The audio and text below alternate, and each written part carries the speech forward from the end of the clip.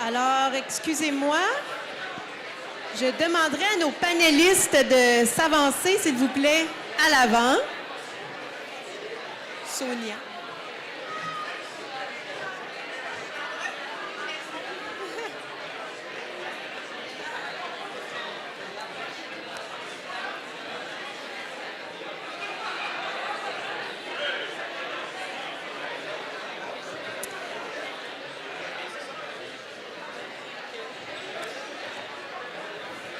Donc, on va reprendre incessamment.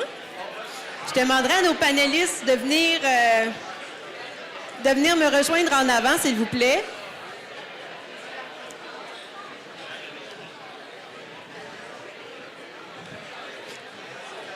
Ça va bien? Non. Non, pas Vincent.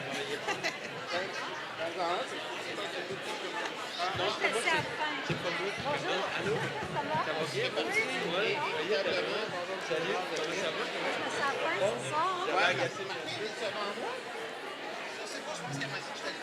Ah, ouais. Je pense que tu vas ici. Parce que là, un peu.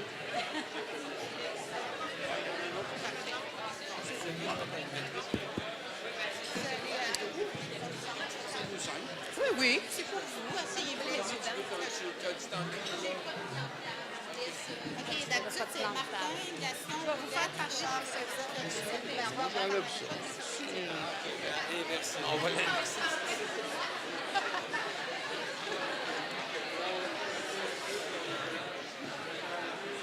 Alors, mesdames, messieurs, s'il vous plaît, si vous voulez prendre place, je vous rappelle qu'on a un cocktail en fin de journée, donc ces beaux échanges ne seront pas vains, vous pourrez les poursuivre.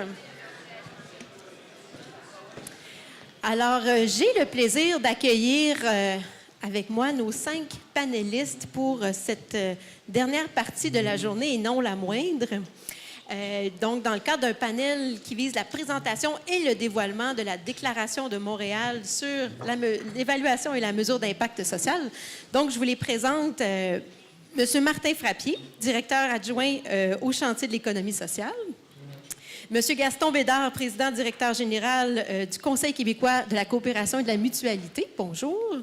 Madame Odette Trépanier, directrice générale du Comité sectoriel de la main-d'œuvre, économie sociale et action communautaire. Bonjour.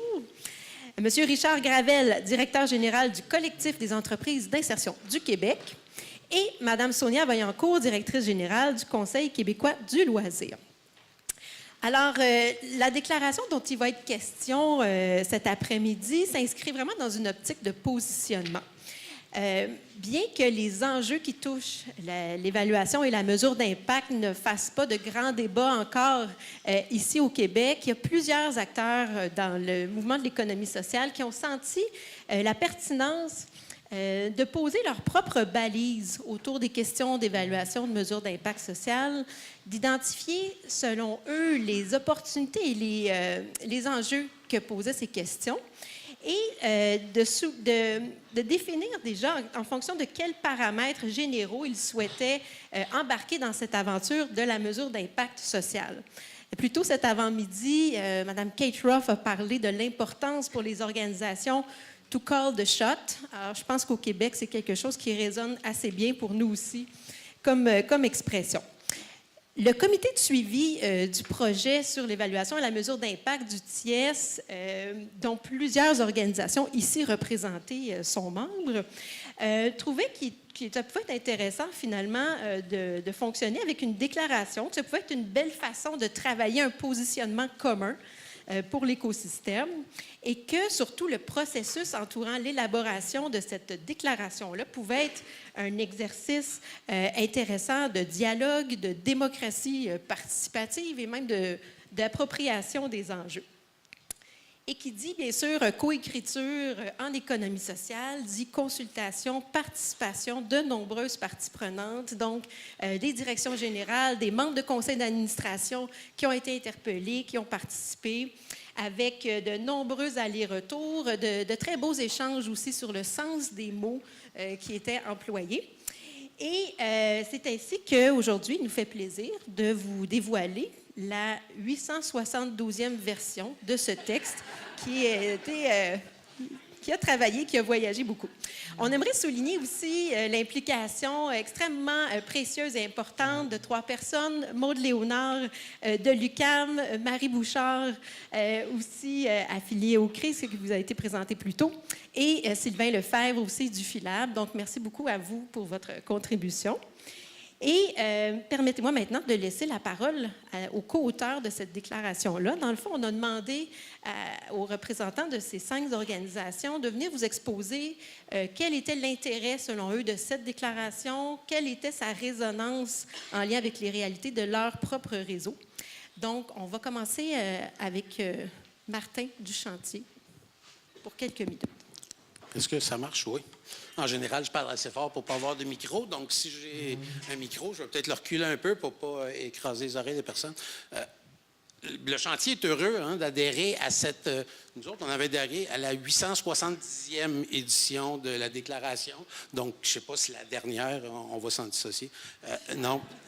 Blague à part, j'avais préparé un paquet de petites notes que je voulais faire et finalement, je les ai toutes laissées dans mon sac parce que j'avais l'impression que je répéterais ce que beaucoup de personnes et de groupes de questions, d'intervention ont souligné. Donc, je vais y aller un peu différemment.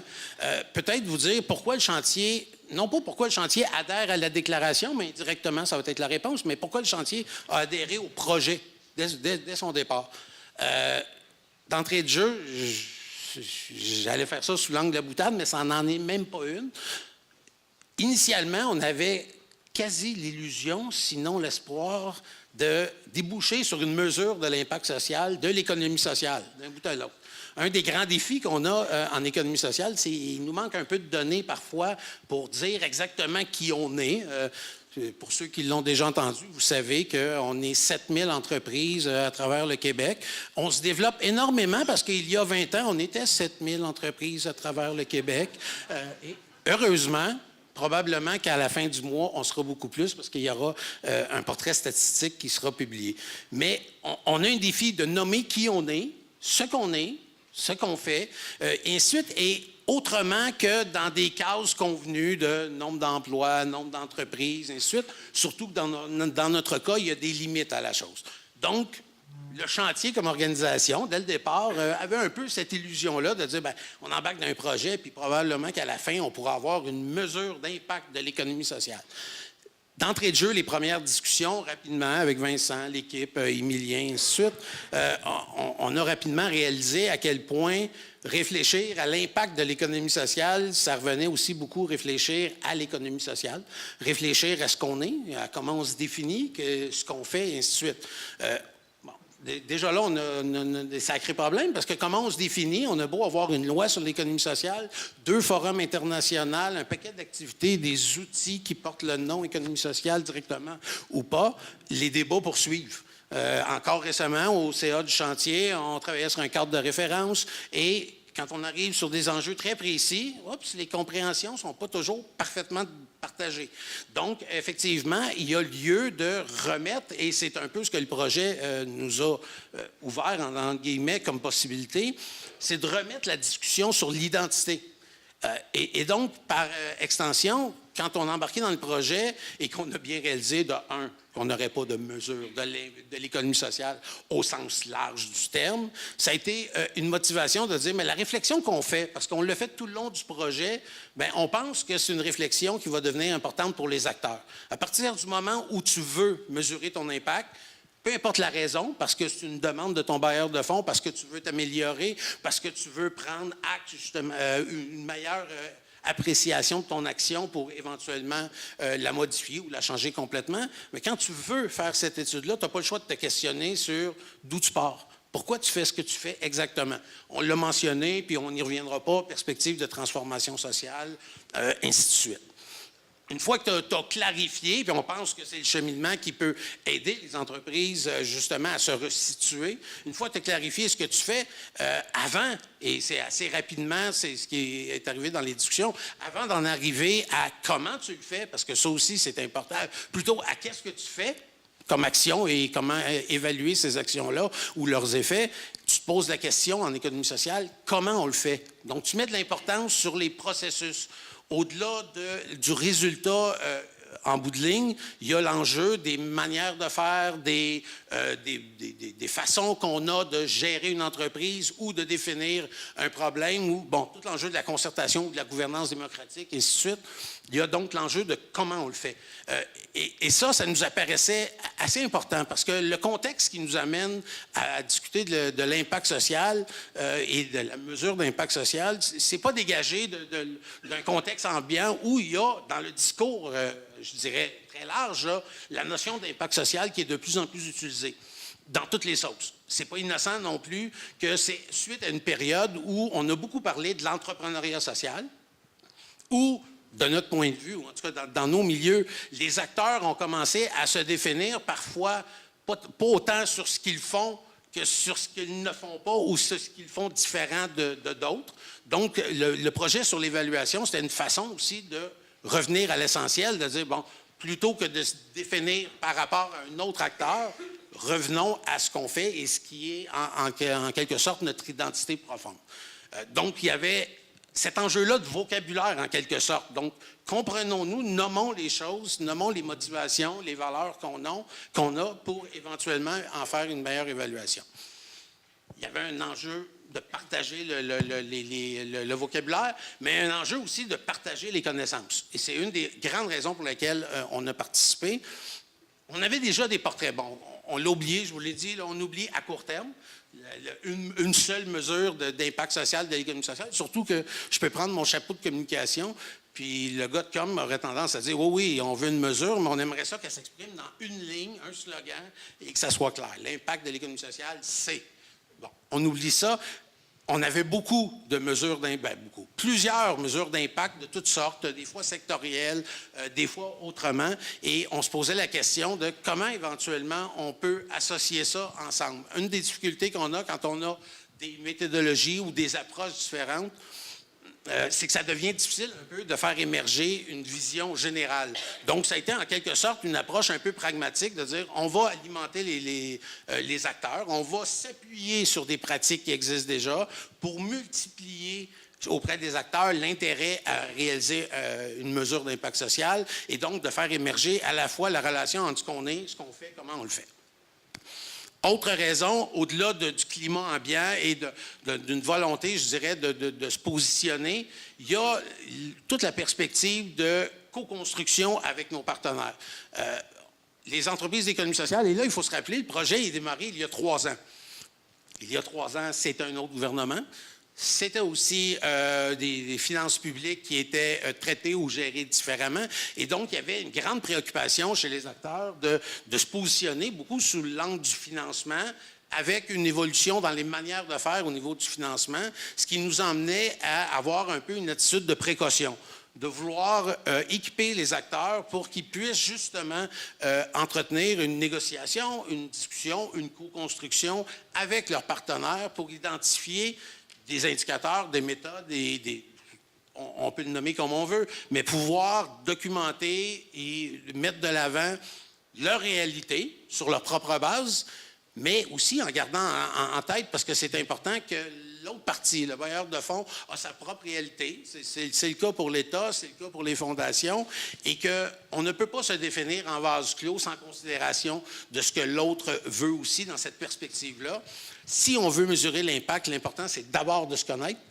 Ensuite de ça, de prendre acte du milieu ou des contraintes, en quelque sorte, qui s'imposent et d'ouvrir une discussion. Essentiellement, c'est la façon qu'on a fonctionné au chantier depuis toujours, hein, sous l'angle de la co-construction, donc, à toute fin pratique, de la négociation. Il y a comme enjeu, non seulement de reconnaître ce qu'on est, mais de s'assurer qu'on se comprenne pour que réciproquement, on ait les moyens de le faire. Et c'est un peu, je dirais, la base de la déclaration du point de vue du chantier, c'est qu'on déclare non seulement l'importance de se donner des outils qui nous ressemblent, mais au-delà de ça, on déclare que l'opération n'est pas si simple et doit se faire en collaboration et en quelque sorte avec des moyens conséquents. Réaliser une mesure d'impact avec pas de budget, ça reste relativement difficile, sinon limité. Et si on veut du budget, bien là, il faut pouvoir justement s'inscrire. Une chose que s'inscrire dans une discussion, un dialogue avec l'interlocuteur. Une chose qui nous préoccupait aussi beaucoup et qui nous a toujours préoccupés, on a toujours refusé que l'économie sociale se définisse en fonction d'un programme particulier. Un programme de financement ou une mesure dans un plan d'action ou ainsi de suite. Donc, cet enjeu-là aussi était important, c'est de ne pas ramener l'économie sociale à des considérations qui peuvent être parfaitement légitimes, mais qui, en quelque sorte, sont imposées de l'externe pour justement pouvoir avoir une discussion qui part à la fois de nous, mais qui tienne compte de nos interlocuteurs. Dernière des choses, il reste que, même si on va avoir un portrait statistique bientôt, il reste qu'on a un peu de difficulté. Il nous manque, je dirais, de matériel pour bien positionner l'économie sociale dans l'ensemble de l'économie québécoise. On en parle beaucoup, puis entre nous, on n'aura pas trop de difficultés. Les acteurs dans les entreprises, ceux qui tournent autour des entreprises, les usagers, normalement, vont convenir assez facilement de l'impact des entreprises, ne serait-ce que sur le plan qualitatif. Mais quand on joue avec des acteurs économiques et quand on monte en quelque sorte à un autre niveau et qu'on discute politique publique, outils financiers et ainsi de suite, on a besoin de davantage de matériel pour faire valoir la réalité. Tantôt, il y a quelqu'un qui nommait, je pense que c'est...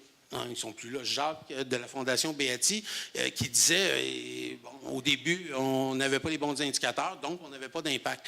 Mais j'ai trouvé que la phrase était très bonne parce que la réalité, c'est quand on ne nomme pas, quand on ne pointe pas, quand on n'est pas capable de rendre visible une réalité, bien, à toute fin pratique, c'est comme si elle n'existait pas. Et la réalité de l'économie sociale, ça l'échappe encore aujourd'hui, autant aux gens du chantier que d'autres.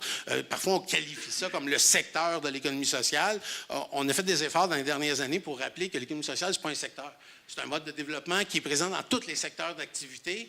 Et donc, quand on veut témoigner de son impact, quand on veut réussir à positionner l'économie sociale, soit dans des programmes, soit auprès de partenaires, bien, ça demande vraiment une grande diversité d'illustrations pour faire émerger une compréhension de l'impact véritable qui, parfois, se situe au plan des usagers qui reçoivent un service, mais parfois se situe au plan des travailleurs qui profitent de processus ou de cadres de travail qui leur permet de se développer davantage. Et là, je vois France qui me fait signe. Arrête, pour conclure. Arrête. Donc, une des raisons de la déclaration et pour laquelle le chantier adhère, c'est à la fois d'ouvrir un espace de discussion avec nos partenaires financiers, dont l'État, mais aussi amener les organisations à davantage réfléchir leur impact dans une réflexion ancrée dans leur identité profonde.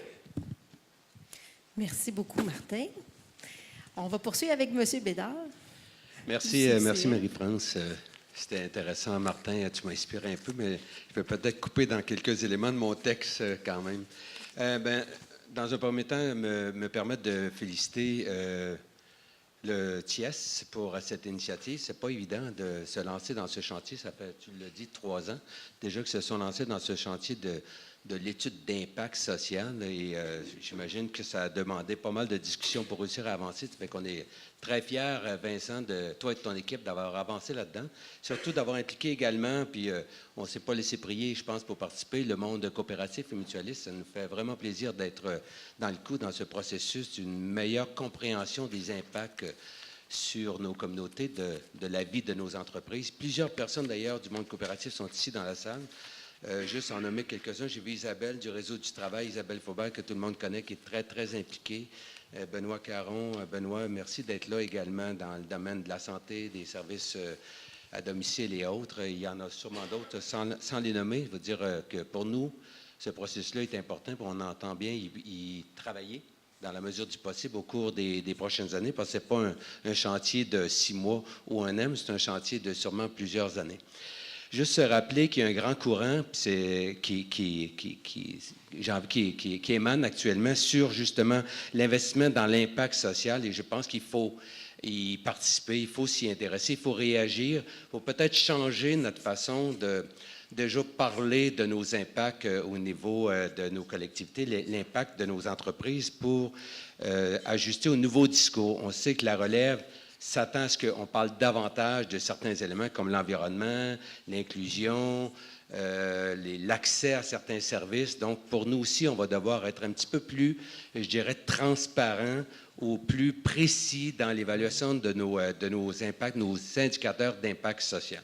C'est sûr, je vais vous parler un peu du monde coopératif et mutualiste. Marie m'a un petit peu briefé sur l'heure du midi. Je vais essayer d'ajuster un petit peu mon speech parce que j'avais un mentor par Marie. Ça fait que oui, tu peux te regarder. Je vais m'ajuster un petit peu, mais c'était très intéressant ce que tu m'as dit sur l'heure du midi. En fait, c'est parce que Marie m'a dit, c'est vrai que le monde coopératif, vous faites la mesure d'impact depuis longtemps, mais souvent, vous avez de la difficulté à bien saisir l'impact social direct et l'impact économique à finalité sociale. Et je pense qu'il faut tranquillement y travailler pour avoir une mesure qui est très précise au niveau de l'impact social. Là, j'ai résumé ça dans mes quelques mots. Je sais que tu aurais quelques commentaires additionnels, mais j'ai passé mon examen, Marie, merci beaucoup. J'avais un autre mentor juste aux côtés de moi en disant, c'était Maude, mais on ne se connaissait pas, mais elle m'a lancé sur quelques pistes. Ça fait que je vais aller rapidement sur ces pistes, mais aussi sur mes commentaires. Juste se rappeler pour nous, les résultats sociaux, c'est indissociable. Puis ça a été parlé un petit peu avec M. Blanc ce matin. Yannick Blanc, si je me souviens bien, le prénom de M. Blanc. Oui, c'est ça, Yannick. Indissociable au processus de prise en charge. Très terrain de base. Pour nous, c'est bien, bien, bien important. Ça fait que pour les coopératives, les mutuelles, c'est quelque chose qui, sûrement raison, qui fait partie de notre ADN, qui fait partie de notre façon de travailler, de notre finalité. Mais au niveau de la coop, pour nous, on n'est pas vraiment encore sur le top-down.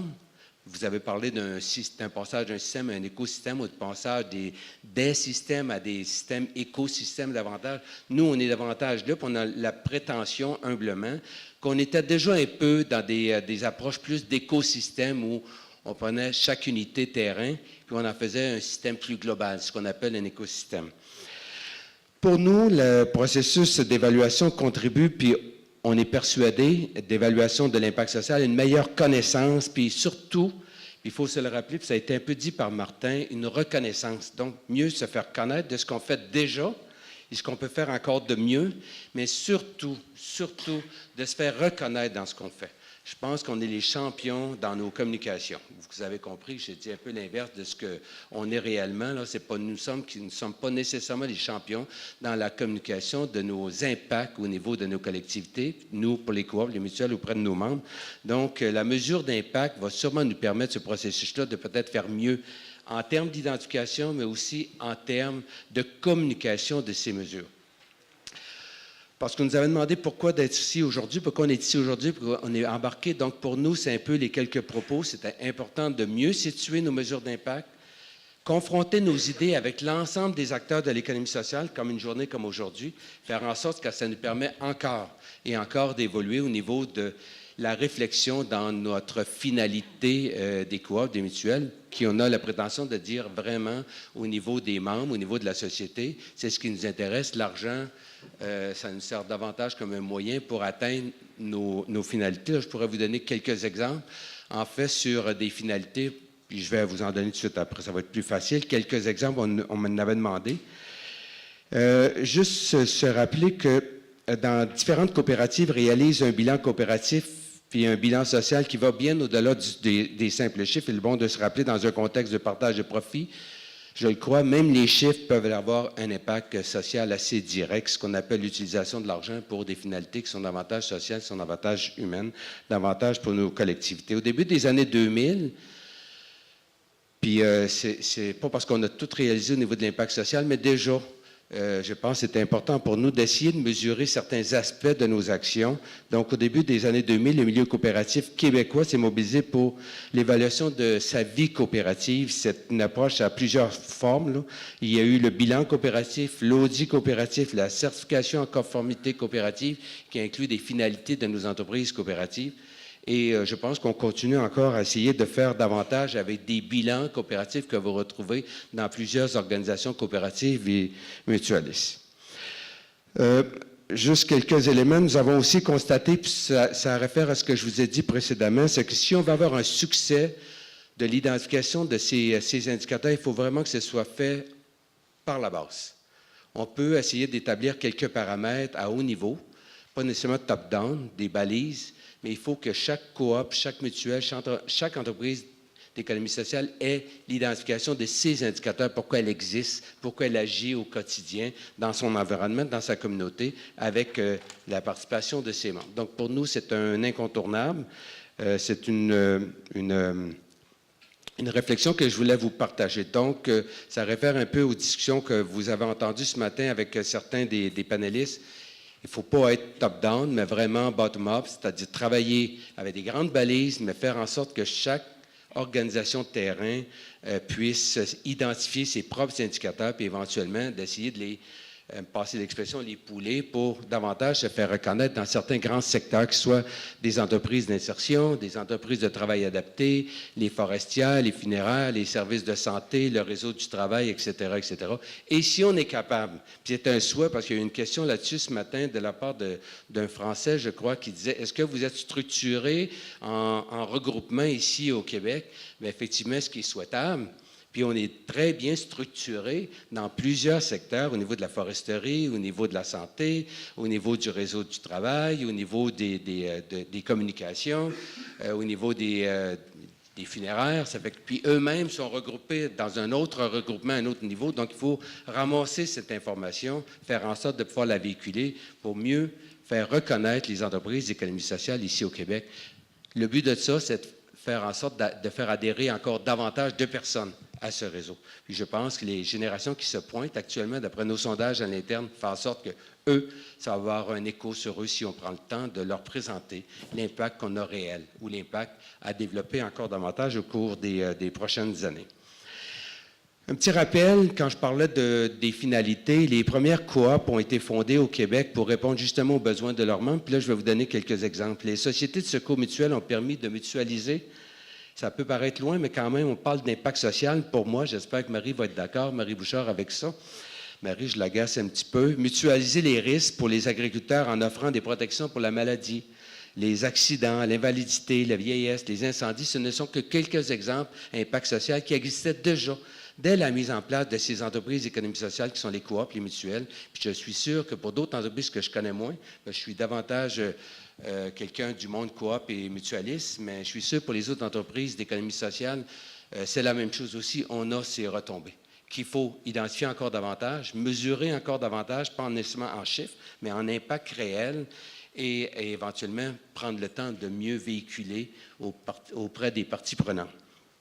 Donc, un petit mot encore sur le mouvement coopératif mutualiste qui ont toujours tenté de mesurer, comme j'ai essayé de le démontrer, son impact social dès la fondation de nos premières coopératives et nos premières mutuelles. Quelques considérants, si vous me permettez, pourquoi qu'on signerait cette déclaration, dont je ne l'ai pas toute vue, en tout cas dans sa, je ne sais pas quelle version, j'en ai vu un bout. Mes gens ont dit chez nous, tu peux la signer, mais en fait, je l'ai fait contre-signer avec moi. Là. On est dans la même barque, ça fait qu'on va signer ça à plusieurs. Mais juste se rappeler, blague à part, que c'est important le geste qu'on pose aujourd'hui, c'est important surtout la démarche qui a été entreprise depuis 3 ans, puis la démarche qui va se poursuivre, parce que pour nous, il y a plus que la signature de cette entente-là, c'est la démarche de mieux reconnaître les entreprises d'économie sociale qui ont un impact réel sur nos collectivités aujourd'hui, puis davantage demain. C'est un grand courant, pas juste pour les entreprises d'économie sociale, aussi pour les entreprises privées. Ils cherchent un créneau pour mieux rendre compte de leur impact au niveau des collectivités, au niveau de la société. Mais nous, c'est dans notre ADN. Les coops, les mutuelles, les entreprises d'économie sociale, on est là. Déjà, ça fait partie de notre génétique. On est né pour, justement, notre finalité, avoir des impacts au niveau social. Donc, c'est à nous autres à prendre toute notre place et surtout la montrer, puis la crier, je dirais haut et fort, mais c'est surtout qu'il y a des gens, quand je rencontre des gens de gouvernement, ils nous disent.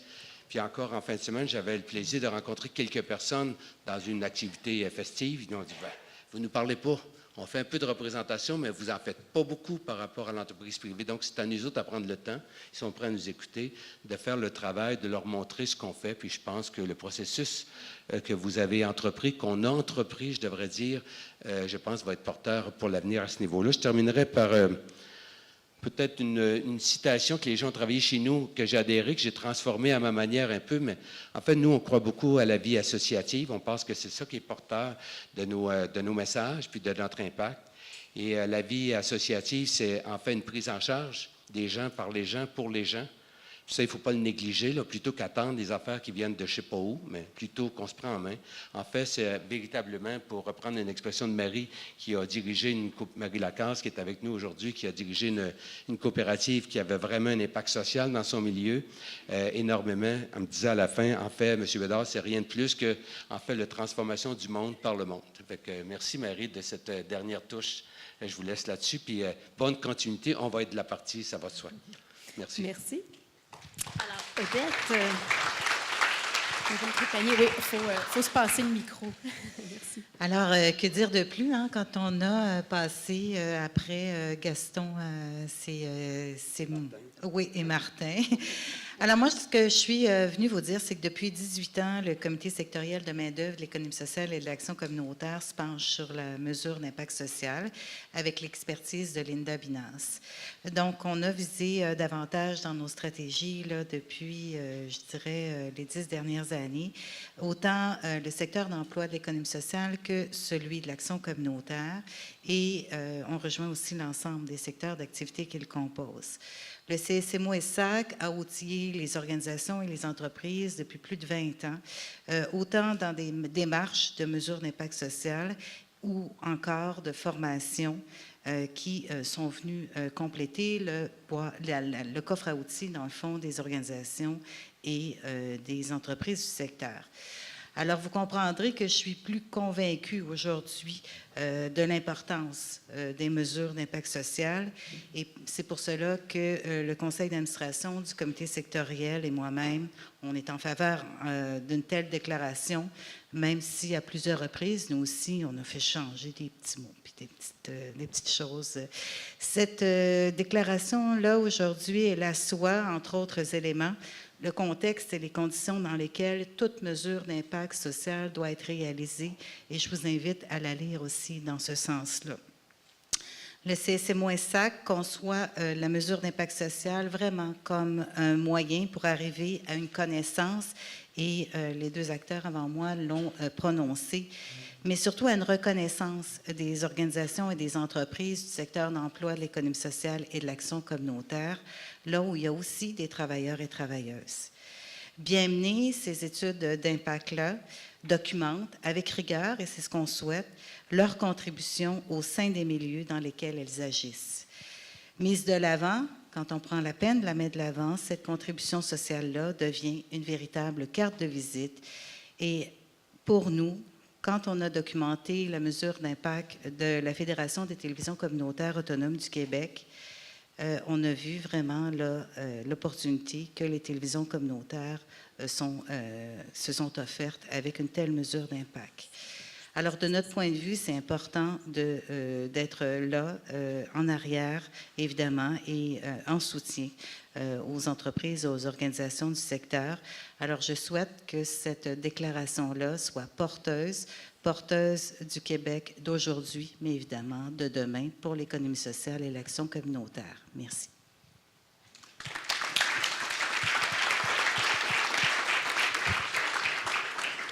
Merci, Odette. On poursuit avec Richard. Oui, bonjour à tout le monde. Richard Gravel du collectif des entreprises d'insertion. Le collectif adhère à cette déclaration et a participé aux travaux au TIES. Dans un premier temps, j'aimerais vous dire comment je suis heureux d'être ici aujourd'hui et d'avoir entendu les présentations qui ont été faites, dans lesquelles il y avait des points très intéressants, dans lesquels je suis en accord. D'autres où je suis un petit peu moins en accord, mais ça fait partie de mon trait de caractère. On m'a demandé, en fait, on me disait, ça serait intéressant que tu expliques pourquoi le collectif s'est intéressé aux mesures d'impact et pourquoi il a travaillé dans les mesures d'impact. Et là, la question, c'est de savoir à quel moment le collectif des entreprises d'insertion a décidé de travailler sur des mesures d'impact. Puis force est de constater que ce n'est pas nous qui nous sommes intéressés aux mesures d'impact, mais les mesures d'impact qui se sont intéressées à nous autres. Tout ça pour vous dire que quand le train passe, puis que ça vient à pleine vitesse, tu as beau trouver que ce n'est pas une bonne idée, tu as avantage à te tasser. Donc, c'est dans ce sens-là que nous autres, on a participé aux travaux. Et puis là, on va se comprendre, là, Ça ne veut pas dire que les entreprises d'insertion ne veulent pas démontrer leur impact. On l'a fait. On l'a fait avec le ministère de l'Emploi et de la Solidarité sociale. Hein. Il y a eu une grosse étude qui a été faite sur une méthode semi-expérimentale, la qualité de l'intervention au niveau de l'estime de soi, la motivation, la perception, la détresse psychologique. Donc, on a quand même participé et qui a donné des résultats extrêmement positifs sur les entreprises d'insertion. Nous autres, même de notre côté, on a fait faire une étude d'impact économique pour venir chiffrer les retombées économiques que nos organisations avaient dans leur milieu, parce qu'au-delà du volet insertion sociale et professionnelle, c'est quand même des organisations qui produisent des biens et services, donc qui ont un plus au niveau de leur communauté. Donc, on a participé, nous autres, à cet élément-là. Ceci étant dit, pourquoi nous autres, on adhère à cette déclaration-là? C'est notamment à cause du volet modéré. Le volet modéré où on vient quand même mettre des bémols sur l'importance de la mesure d'impact. Parce que vite, on a constaté, hein, parce que quand on a embarqué dans ces processus d'évaluation-là, il faut comprendre que nous autres, dans les entreprises d'insertion, l'évaluation, c'est un processus pour aider et accompagner une personne. Ce n'est pas un processus pour juger de son résultat. Et c'est dans ce sens-là qu'on a embarqué dans des mesures d'évaluation parce que c'était notre perception. Est-ce que les mesures d'impact donnent toujours ce résultat-là? Je pense qu'il faut se questionner à ce niveau-là. Alors, je continue de dire que c'est important d'avoir des mesures d'impact, démontrer notre contribution supplémentaire par nos actions, mais on ne pourra jamais se passer de processus, d'évaluation de processus qui devrait être tout le temps un complément, et c'est ce qui ressort de la déclaration, et c'est pour ça que nous autres, on y adhère. Parce qu'on trouve que c'est une vision globale et que c'est quand même les études de processus qui nous permettent de nous améliorer. L'étude d'impact vient de donner des résultats, mais donne rarement les éléments sur lesquels tu dois travailler pour améliorer ces résultats-là. Et c'est pour ça qu'il y a l'idée d'avoir un processus qui est complet, qui comprend à la fois des mesures d'impact, mais aussi une analyse des processus, c'est un incontournable. Et c'est dans ce sens-là qu'on trouve que la déclaration est porteuse. Elle va créer des consensus, mais il ne faut jamais le perdre de vue. Donc, nous autres, on y adhère, puis on va vous souhaiter une bonne journée. Merci beaucoup. On termine avec Sonia Vaillancourt. Alors, bonjour tout le monde. Je vais d'abord vous présenter très brièvement le Conseil québécois du loisir, puis par quelques exemples, vous expliquer pourquoi le Conseil québécois du loisir a adhéré à la déclaration et même y a participé, et en terminant, comment on voit la suite des choses. Alors, le Conseil québécois du loisir, c'est un organisme à but non lucratif qui regroupe et qui représente une quarantaine d'organismes nationaux de loisirs qui, à leur tour, regroupent 4 500 organisations à travers le Québec. Donc, 30 de ces organisations-là ont du personnel rémunéré, ce qui les inscrit dans un modèle d'intervention à la fois en économie sociale, en action communautaire et en bénévolat. Donc, le CQL, comme on dit, favorise la concertation, le réseautage, les partenariats, puis il contribue par le loisir au développement social, culturel, économique du Québec. Il défend aussi le droit au temps libre et au loisir pour tous et en favorise l'accessibilité. Donc, le CQL a accepté l'invitation du TIES à se joindre aux travaux amorcés il y a 3 ans maintenant et dernièrement pour la rédaction de la déclaration, et ce pour plusieurs raisons, dont le fait qu'au cours des dernières années, ces démarches d'évaluation ont pris de plus en plus d'ampleur et sont présentes dans nos milieux. Donc, nous souhaitons contribuer à accroître la compréhension de ces enjeux au bénéfice de nos membres, mais aussi des bailleurs de fonds qui les demandent. De plus, considérant les caractéristiques de notre milieu, dont le bénévolat, la vie associative, la prise en charge, ça représente les socles du développement de l'offre de loisirs tant au niveau local, régional et national, avec le soutien des pouvoirs publics et des communautés où ils agissent. Que certains organismes ont un niveau de développement, donc, je vous l'ai dit tout à l'heure, suffisant pour embaucher des travailleurs, dont l'action vise en partie à maintenir cette prise en charge.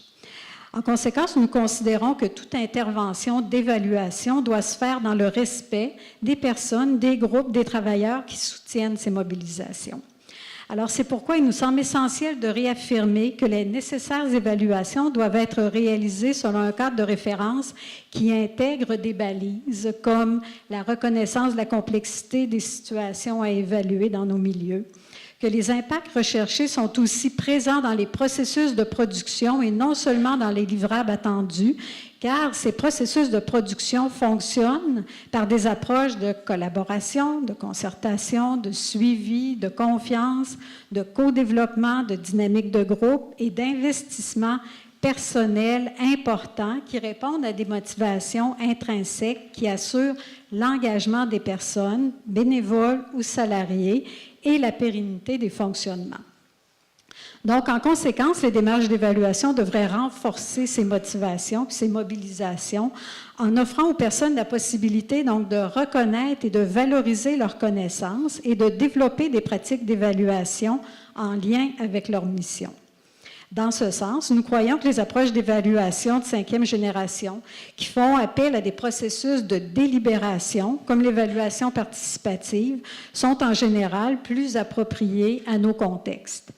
Lorsque l'évaluation donc requiert une intervention externe, celle-ci peut également s'appuyer sur une démarche collaborative qui permettra aux personnes de mieux comprendre les finalités puis d'apporter une contribution signifiante. Lorsqu'elles sont bien menées, les démarches d'évaluation sont un puissant guide pour l'action et l'amélioration des pratiques. Alors, rapidement, voici quelques exemples. Donc, c'est avec le soutien de nos membres et le travail en partenariat, entre autres, que le CQL actualise sa mission de favoriser l'accessibilité aux loisirs. Cette dimension de la mission a d'ailleurs fait l'objet d'une recherche partenariale où nous avons développé un outil d'autodiagnostic de l'accessibilité destiné à la fois des groupes de bénévoles ou des travailleurs. Son mode d'emploi est basé sur l'échange et la délibération. C'est l'unique façon d'arriver à ce que l'outil identifie des dimensions à valoriser. Cet exemple illustre comment le processus permet de produire des impacts comme la sensibilisation puis le développement d'une compréhension commune des freins à l'accessibilité aux loisirs.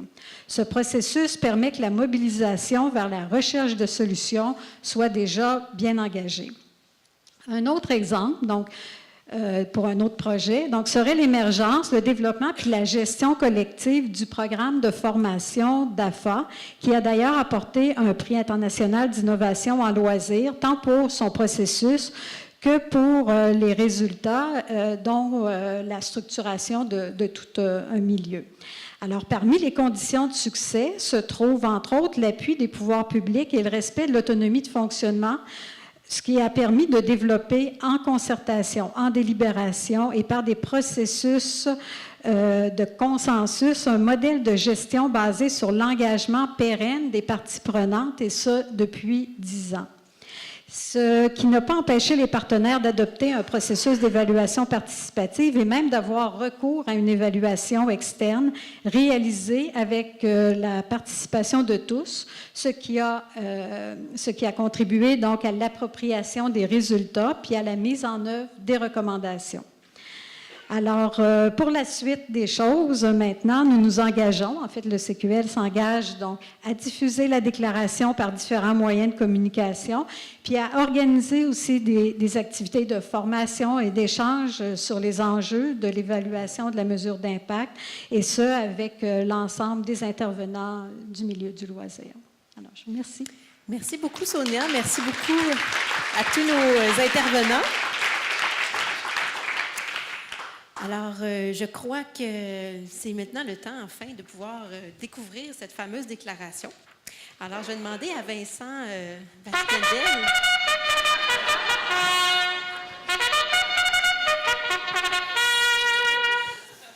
Et à mes messieurs, dames, de peut-être vous lever. On va faire ça officiel, cette lecture de déclaration. Vincent, tu peux prendre place ici à côté de Martin. OK. Alors, je ne vous proposais pas de vous lever, mais si vous voulez, le genou par terre et tout, pas de problème. Alors, c'est bon. Monsieur Bédard, à vous l'honneur de débuter. Parfait. Sérieusement, ça débute par un préambule. Peut-être que vous avez avec vous sur la table, nous, acteurs et réseaux de l'économie sociale, bailleurs de fonds et chercheurs réunis ce 9 avril 2019 à Montréal, constatons divers enjeux, visions et opportunités relatifs à l'évaluation à la mesure d'impact social qui appellent à une prise de position. La mesure d'impact social consiste, de moins en théorie, à évaluer de façon quantitative les effets à long terme attribuables à une intervention. Il s'agit d'une option parmi d'autres pour évaluer une intervention. En pratique, la notion de mesure d'impact social est le plus souvent utilisée en référence à des approches d'évaluation plus variées qui s'appliquent davantage aux résultats et aux effets à court et à moyen terme. Les démarches évaluatives qui abordent les phénomènes sociaux sont légitimes. Elles sont cependant complexes et soulèvent des défis méthodologiques. On ne saurait réduire le social à de meilleures pratiques ou l'évaluation qui veut en rendre compte à une méthodologie universellement applicable. Préambule avec lequel je suis d'accord. Alors, partant de là, nous considérons que les démarches évaluatives sont actuellement soumises à une tendance sociétale forte qui fait parfois en sorte que les évaluations sont définies et contrôlées sans concertation avec les acteurs concernés, pousse certaines organisations à orienter leurs actions sur les objectifs de l'évaluation, parfois au détriment de leur mission intrinsèque, accorde généralement plus de valeur aux résultats qu'aux processus, eux-mêmes pourtant générateurs d'effets, privilégie souvent la standardisation aux démarches flexibles et adaptées au contexte. Ces tendances présentent un risque pour l'économie sociale et le modèle de développement auquel elles souhaitent contribuer. Une transformation des modes de financement est déjà à l'œuvre, où des choix d'action ou d'intervention se fondent sur la facilité à les évaluer davantage que sur leur pertinence par rapport aux besoins réels. Ces évaluations peuvent également avoir des conséquences sur les organisations évaluées, dont l'écrémage des populations et la sélection ou la substitution des objectifs, qui dénaturent leur travail et leur mission. Elles risquent de mener à un aplanissement des pratiques, freinant au passage les dynamiques d'innovation. Bien menées, les démarches d'évaluation sont au contraire un puissant guide pour l'action et permettront à l'économie sociale de renforcer son identité, de réaffirmer son projet politique et d'améliorer ses pratiques. Engagement. Pour que l'évaluation et la mesure d'impact permettent à l'économie sociale de mieux répondre aux besoins des communautés sur la base des valeurs et des principes qui la définissent, il importe de fixer certaines balises. Nous nous engageons à travailler dans le cadre de ces balises. Une bonne évaluation est une évaluation qui sera utile à l'organisation évaluée et à ceux qu'elle entend servir par ses activités. Une évaluation rigoureuse se doit d'être participative, concertée et d'impliquer dans son processus l'ensemble des parties prenantes concernées par l'intervention. Il est préférable que les démarches d'évaluation soient axées davantage sur les apprentissages. Les besoins et leur intérêt des bailleurs de fonds ne devraient pas prévaloir sur ceux des parties prenantes, notamment ceux des producteurs et des utilisateurs des biens et services. Les investissements dans l'économie sociale ne doivent pas rendre celle-ci tributaire de mesures d'impact en vue d'une rémunération de rémunérer les investisseurs, comme dans le cas des obligations à impact social. Il n'existe pas d'outils, d'indicateurs ou de méthode universelle. La démarche évaluative doit découler du contexte, des besoins et des aspirations, des objectifs et des activités d'une organisation. En d'autres termes, il faut faire preuve de flexibilité et s'adapter à l'objet évalué. Une attention particulière doit être portée au rapport entre les enjeux de l'évaluation et les moyens mis en œuvre, ressources humaines et financières dédiées. Il serait logique que les bailleurs de fonds, particulièrement lorsqu'ils ont une exigence en lien avec la réalisation d'une mesure d'impact social, prennent en charge le coût de la démarche. Enfin, nous nous engageons à poursuivre le renforcement des maillages en évaluation pour assurer aux entreprises d'économie sociale l'accès à une expertise et à un accompagnement adéquat. Ceci dans le but de leur permettre d'apprendre et de s'améliorer en adéquation avec les façons de faire qui les caractérisent.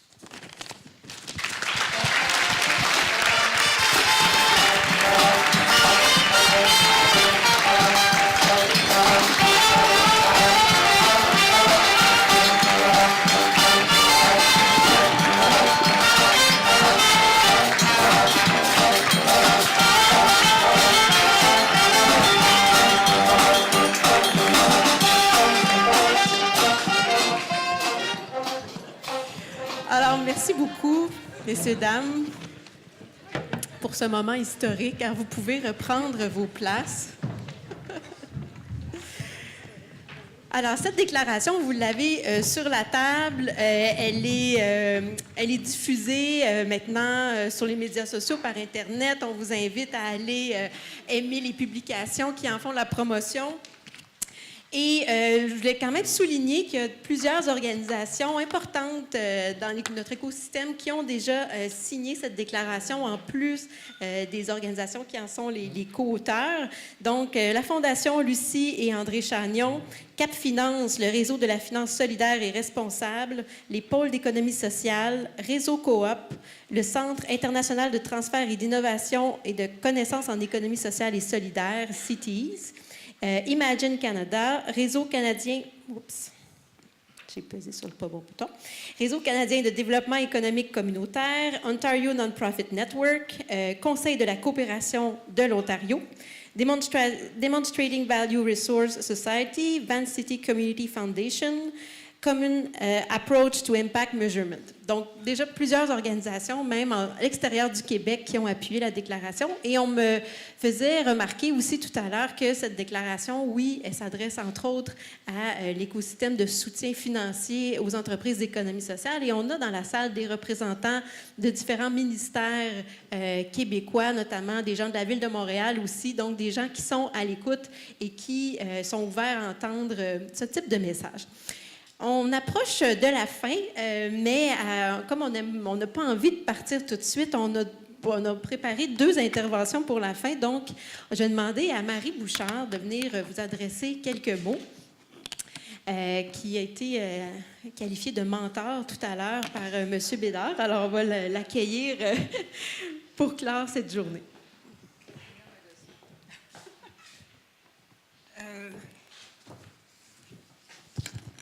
Si je mets ça comme ça va? Non?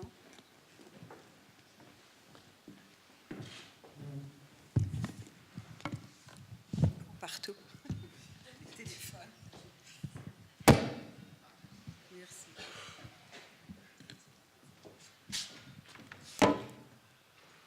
Alors, on l'a. Le titre de ma présentation s'appelle « Pour ne pas finir ». Donner un titre comme ça à un professeur d'université à la fin d'une journée, après avoir applaudi, chanté, dansé sur une déclaration, c'est risqué.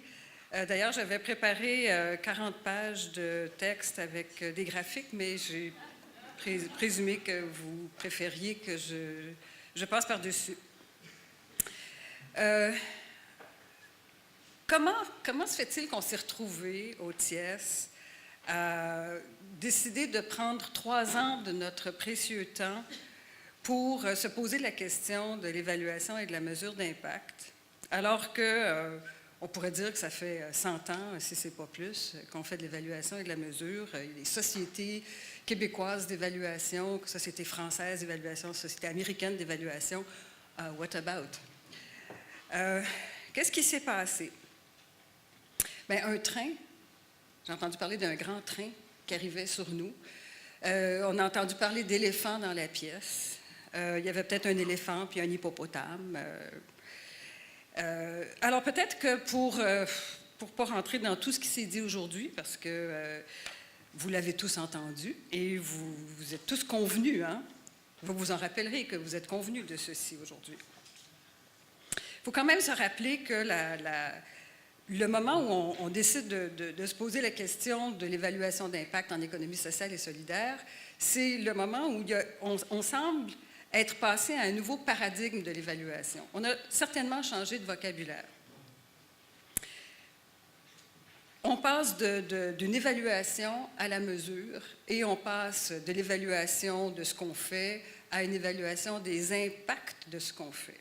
Alors, ça a l'air d'être juste un changement sémantique, mais derrière ça, il y a un changement de paradigme, et plusieurs l'ont évoqué aujourd'hui. Le nouveau management public, l'investissement d'impact, ça c'est peut-être l'hippopotame, on en a moins parlé, et l'intérêt, la fascination pour la mesure. Émilien a commencé aujourd'hui avec cette idée hein, que ce qui ne se mesure pas n'existe pas. Il y a certains chercheurs banals, hein, comme Einstein, qui dit ce qui compte ne peut pas toujours être compté et ce qui peut être compté ne compte pas forcément. Bon, alors qu'est-ce qui se passe? Notre contexte a certainement évolué. Dans ce nouveau management public, on a en quelque sorte échangé le contrôle bureaucratique par un fardeau de la preuve qui allait s'inverser. Une bureaucratie qui va être basée sur la production de rapports de performance.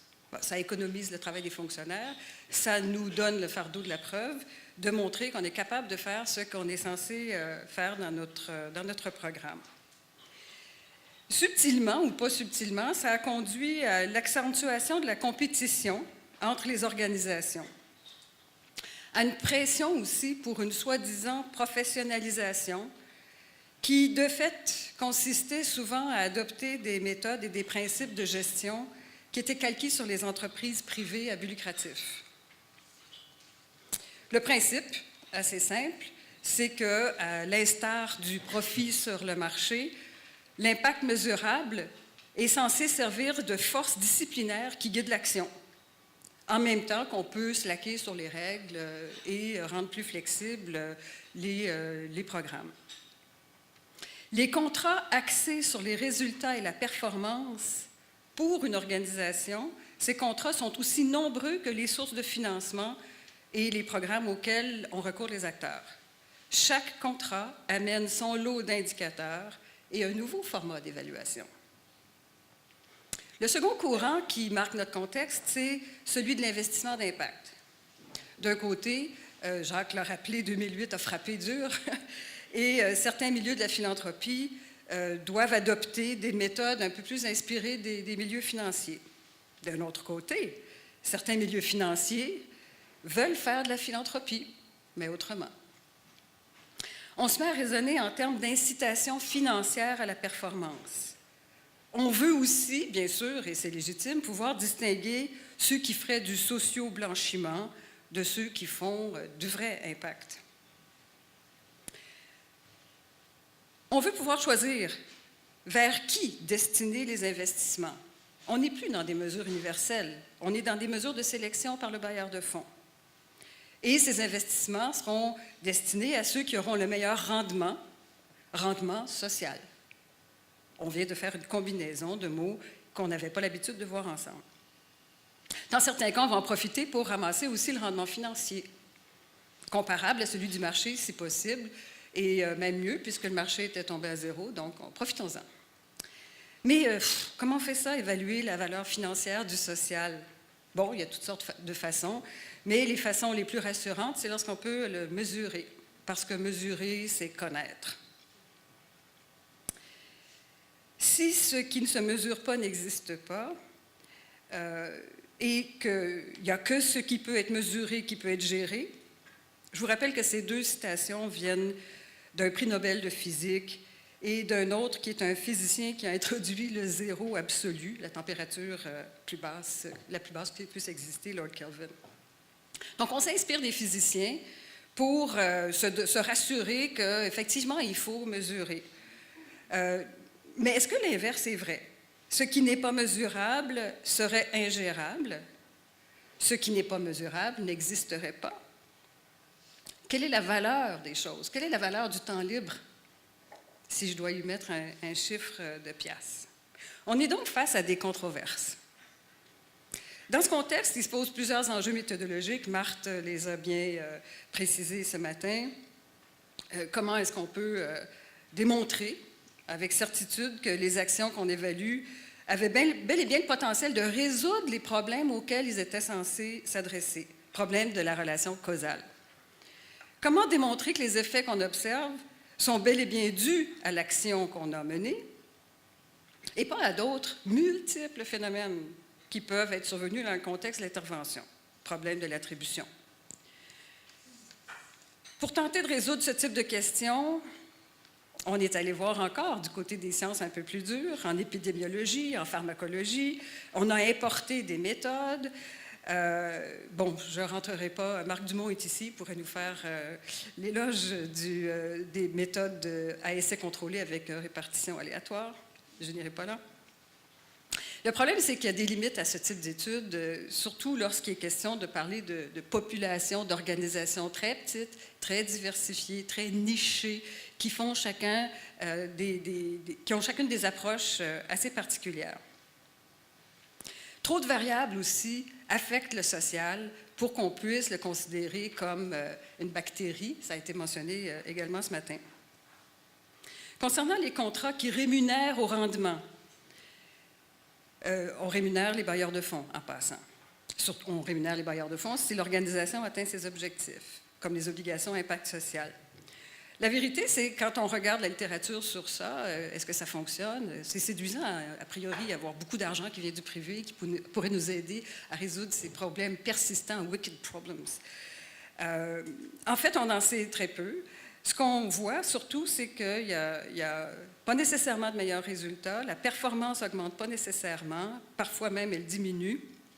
Il y a des coûts financiers, des coûts de transaction très élevés qui nous font se poser la question, est-ce que cet argent n'aurait pas mieux fait d'être investi dans l'action elle-même plutôt que dans le financement et l'évaluation qui s'ensuit? Il y a donc sans doute des choses à repenser dans ce type de modèle.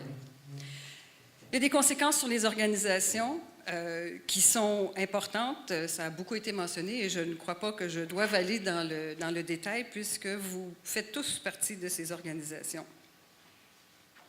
Une chose est certaine, c'est que lorsqu'on parle d'évaluation à des organisations, toutes en font, mais souvent de manière assez informelle, avec des outils maison, pour parler des processus qui mènent aux résultats qu'on vise et qu'on n'a pas nécessairement un rapport de ça, on n'a pas nécessairement des indicateurs comparables à l'organisation d'à côté qui, elle, fait autre chose. Donc, ça amène un degré de technicité que des experts sont ravis de combler comme problème. On va vous offrir notre aide comme experts en évaluation. Et là, on se met à parler un langage de chercheurs. Et je me suis fait taper sur les doigts tout le long de ces 3 ans par les non-chercheurs pour dire « prendons un langage qu'on comprend ». Alors, le langage de chercheur arrive et il y a une espèce de distance qui s'installe entre ceux qui vont être évalués et ceux qui vont évaluer. Il y a une petite gêne. Mais en quelque part, en faisant ça, on exclut du processus ceux qui sont concernés par l'action, ceux qui sont concernés par les résultats de cette action-là et ceux qui vont éventuellement devoir vivre avec les conséquences du résultat de l'évaluation, et c'est souvent la non-reconduction ou la reconduction d'un financement. Donc, l'évaluation renvoie automatiquement à un enjeu important, celui de la gouvernance des organisations. Il y a bien sûr plein de bonnes raisons pour lesquelles on veut faire d'évaluation, puis toutes les organisations conviennent que ça amène l'organisation à motiver les employés, à accroître la réactivité aux besoins et attentes des destinataires. Mais il y a aussi beaucoup de critiques qui vont parler de dérive de mission, l'effet boussole, l'écrémage, les biais de sélection, la triche entre les organisations pour montrer qu'on a bien réussi notre évaluation, et en somme, des employés démoralisés, très souvent. Donc, il y a un effet performatif de l'évaluation sur la conduite des organisations, sur le terrain sur lequel elles agissent. Qu'est-ce qu'on peut conclure? Parce que je sens que l'appel du cocktail est très fort et qu'un cours d'une professeure d'université à cette heure-ci, c'est pas vraiment bienvenu. Alors, que conclure? Quelques pistes d'action. On a tous, ici, on pourrait se demander pourquoi est-ce que Marie a eu l'idée, parce qu'on m'appelle directrice scientifique du projet, mais en fait, je viens juste d'avoir le titre. J'étais plutôt l'universitaire de trop par moment, qui ne sait pas exactement qu'est-ce qu'elle fait là, parce que normalement, je suis censée faire de la recherche ou de l'enseignement, mais là, dans le transfert, bref. Mais à un moment donné, au bout de 3 ans, ici, on y allait fort avec une déclaration, la déclaration sur l'impact, et tout le monde signerait ça. Bien, aujourd'hui, on est là, je n'en reviens presque pas. Mais on a tous l'air d'être d'accord. Or, l'éléphant, le train et l'hippopotame, sont-ils d'accord? Ça, il va falloir les amener dans notre sillage. Mais on peut, nous aussi, réfléchir à l'évaluation, non pas tellement comme une menace, mais comme une opportunité pour montrer ce que l'économie sociale est capable de faire. Mais il y a des conditions à réunir, et je crois qu'il y en a une partie qu'on a déjà écrite ici. Il faut pouvoir conjuguer évaluation et démocratie. Il faut pouvoir développer une littératie, une culture en évaluation. D'accord. Mais pourquoi pas aussi aller plus loin, puis influencer cette culture d'évaluation à partir d'une connaissance pratique, concrète, issue du terrain des organisations d'économie sociale, pour aller fournir au cadre d'évaluation peut-être des outils qu'ils n'avaient pas pensé avoir encore. Il faut approfondir l'exercice d'évaluation en tenant compte de tous les éléments qu'on a inscrits dans la déclaration. J'ai hâte de le voir dans le manuel quand Maude enseignera son prochain cours d'évaluation. On va retrouver ces choses-là dans les manuels pour nos étudiants à l'université. On en remercie tous les acteurs qui ont contribué à chaque virgule ici. Mais pourquoi pas aussi penser à se doter d'une grille d'analyse qui permettrait de bien reconnaître la manière spécifique de faire l'économie sociale et à ce moment-là, de pouvoir mesurer non seulement ce qu'elle fait, mais comparer ce que d'autres feraient à leur place dans les mêmes zones d'activité. Qu'est-ce qu'on fait, nous? M. Bédard nous a bien montré que l'économie sociale, ça conjugue l'économique et le social, plutôt que de les maintenir en opposition. C'est pour ça que les coopératives, on a de la difficulté à distinguer la partie sociale de la partie économique. On fait de l'économique avec le social, on fait du social avec l'économique. On pourrait aussi penser que l'économie sociale amène peut-être plus de prévention qu'on l'imagine aux effets, aux problèmes qu'on essaie de résoudre avec une mission sociale. Est-ce qu'il y a des indicateurs de prévention qu'on serait capable de dégager de nos travaux? Est-ce qu'on ne peut pas voir comment l'économie sociale, justement, distribue mieux la richesse, réduit les inégalités, assainit les milieux d'affaires en établissant des contre-pouvoirs de marché? Personne ne parle jamais de ça. En somme, l'économie sociale démocratise l'économie. Si on utilisait des indicateurs comme ça, comme le suggérait Benoît Lévesque lors du dernier conseil scientifique du TIES, on pourrait sans doute alors comparer comment le reste de l'économie arrive à faire ça, démocratiser l'économie, réduire les inégalités, aller à la source des problèmes que l'impact social est censé essayer de résoudre comme un pansement, un bandage, alors que l'économie sociale s'adresse à prévenir ces problèmes. On pourrait profiter de l'exercice d'évaluation, donc j'invite tout le monde à rentrer dans le nouveau programme de recherche que je lance maintenant, une blague. J'arrive à dire le mot recherche. Donc, travailler à partir de ces outils d'évaluation des organisations pour arriver à faire monter en généralité quelque chose qui est sous-estimé, pour lequel on parle peu, la contribution de l'économie sociale à s'adresser aux sources des problèmes et non pas juste à leur réparation. Bientôt, on aura des statistiques rigoureuses sur l'économie sociale du Québec et peut-être pourra-t-on à ce moment-là faire le lien entre cette statistique rigoureuse et la production de nos outils d'évaluation et voir un peu comment l'impact global de l'économie sociale peut être démontré. C'est un fantasme, bien sûr. Je le nourris depuis longtemps. Marthe me dit que ce n'est pas possible, qu'il va y avoir des problèmes. On en rediscutera. Donc, ce n'est pas fini, hein? Non. Comme quoi, ce n'est pas encore fini.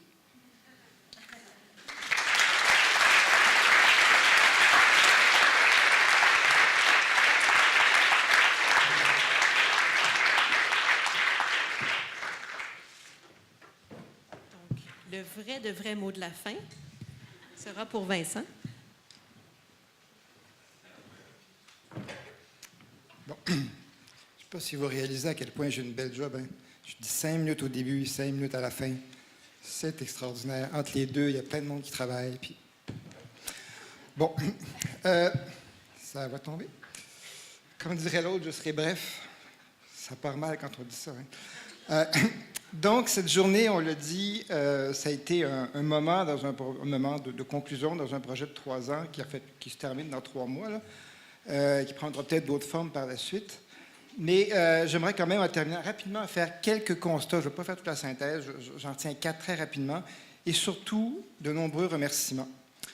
Parce que si on dit qu'on veut valoriser la contribution de l'économie sociale, c'est la moindre des choses de nommer toutes les personnes qui ont contribué à ce que j'appelle cette vaste œuvre collective, pas seulement cette journée-ci, mais l'ensemble du projet sur 3 ans.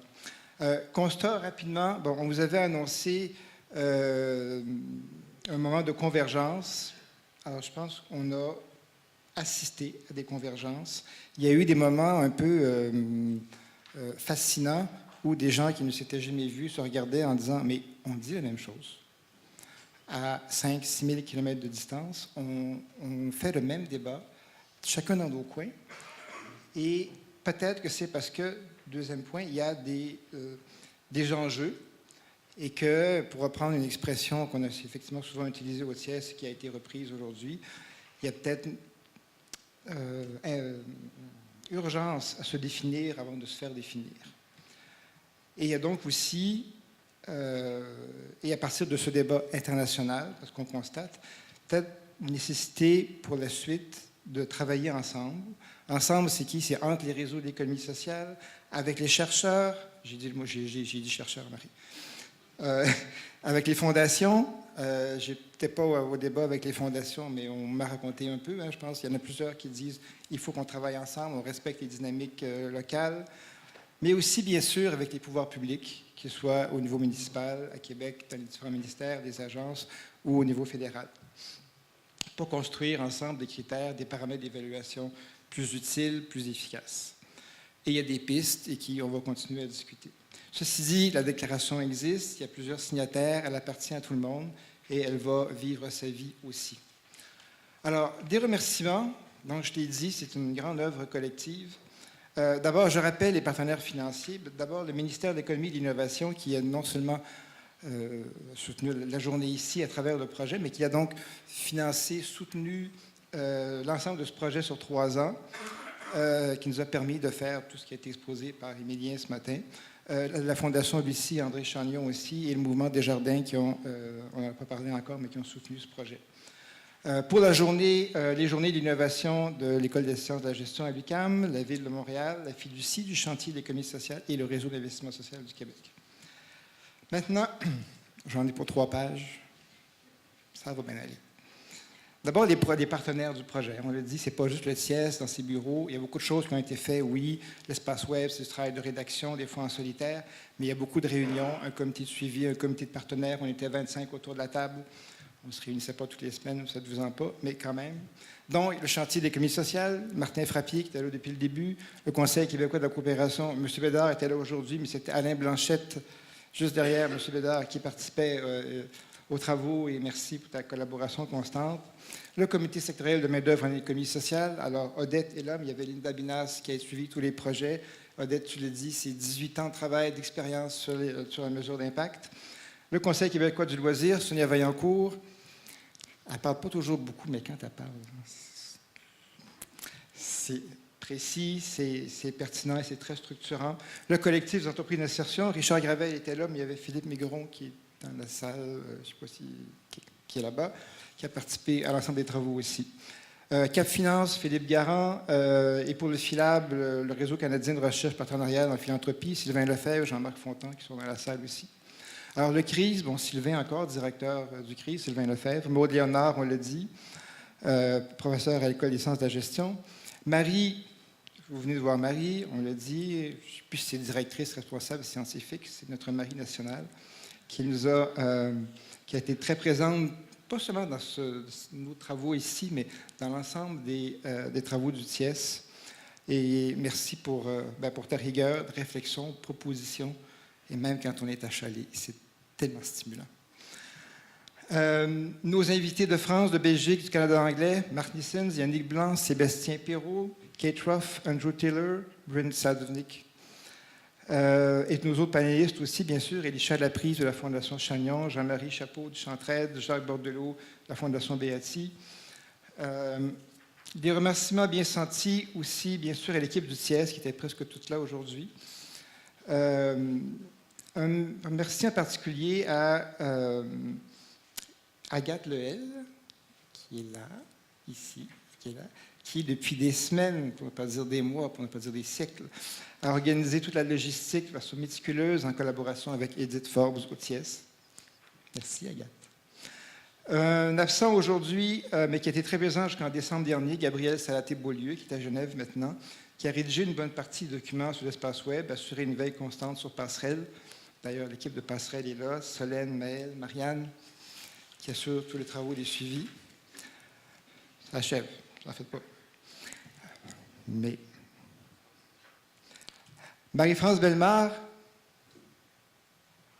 assez cachée, voilà, qui a animé l'après-midi, mais qui anime notamment la communauté de pratique sur l'évaluation et la mesure d'impact, qui a structuré différents ateliers de travail et organisé avec sa collègue Marianne Calaguine au TIES à Québec l'événement Changement d'échelle et impact social en février dernier, le 26 février.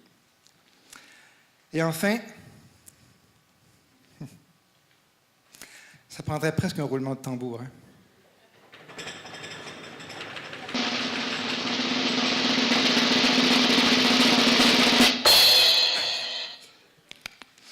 Enfin, le dernier et non le moindre, celui qui est un peu le chef d'orchestre de ce projet depuis 3 ans, qui le coordonne, qui rédige les différents documents, anime le comité de suivi, discute avec les uns et les autres, construit l'espace web, assure le choc des idées avec, je dirais, un savant mélange de patience, de passion, de diplomatie et de rigueur.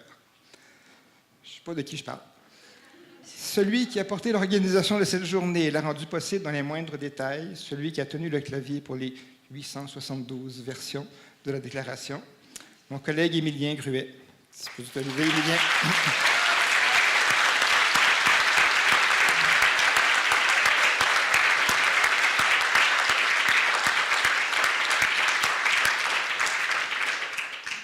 Voilà, on voulait finir autour de 4h, 4h15. Je pense qu'on est pas mal dans l'objectif. Ça termine ce forum. Merci tout le monde d'être venu. Le cocktail va commencer. Je pense que c'est installé en douceur. Ceux et celles qui doivent partir, bon retour à la maison. Soyez prudents, il neige. Et à la prochaine.